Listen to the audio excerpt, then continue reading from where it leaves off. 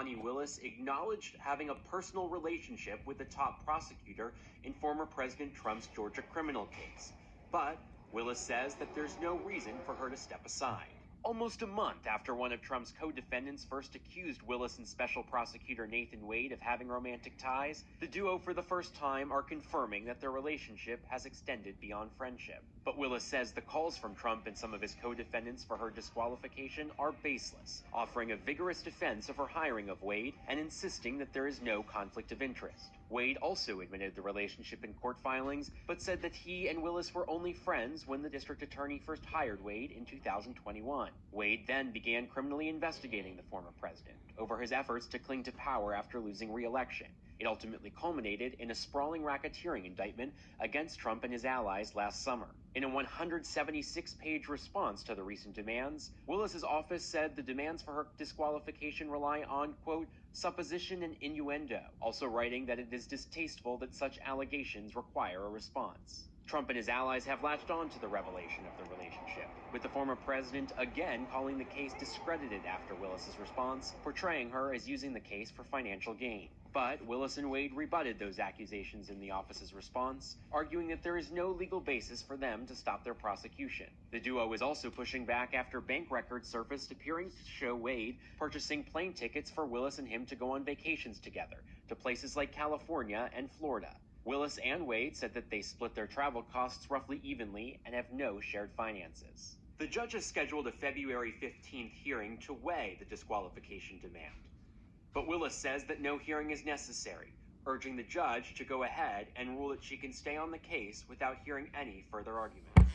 What's going on, y'all? It's Young Lee Jr. Yeah, that's the recap. So, District Attorney, Fani Willis, she's, she was, she prosecuted Donald Trump at that particular time for the election. So, according to this, was coming out, her and having this personal relationship with Nathan Wade. But Roman's motion, right, which is Roman's lawyer, Ashley Merchant, and Trump's lead counsel in Georgia, Roman's motion claims was filing that Willis and Wade's relationship was rendering the sweeping racketeering indictment against himself, Trump, and 17 others fatally defective, right? So he asking the judge to dismiss the charges and stop Willis, Wade, and the Fulton County District Attorney's Office at large from continuing to prosecute the case. So beyond Willis and Wade, Roman subpoenaed multiple investigatory staffers in the District Attorney's Office and other prosecutors involved in Trump's criminal case.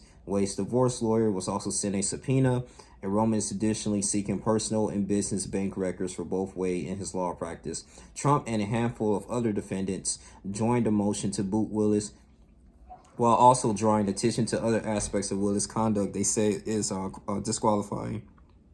And lastly, earlier Wednesday, Sado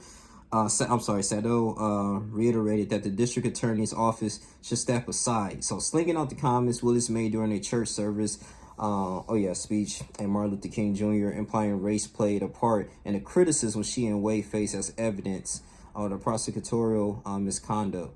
Yeah, man, this is going to be really interesting. This is basically a filing. I believe this is a violation of law, authorizes and compels the disqualification of the DA for her extrajudicial prosecutorial comments in violation of her special ethical responsibilities as a prosecutor in a statement. So, basically they're trying to move and get rid of this thing because of Fani Willis, I guess, unprofessional relationship, whatever.